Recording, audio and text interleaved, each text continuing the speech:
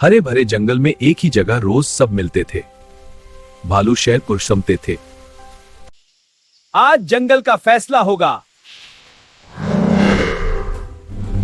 जंगल ताकत से चलता है।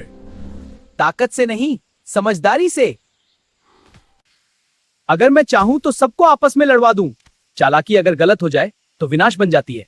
अचानक जंगल में आग की खबर आती है। सब डर जाते हैं। शेर अकेला नहीं लगता, हाथी पानी लाता है, भालू रास्ता साफ साफ करता है। आज समझ आया, राजा कोई एक नहीं, सब मिलकर बनते हैं। जो खुद को छोटा समझे वही सबसे बड़ा बदलाव लाता है।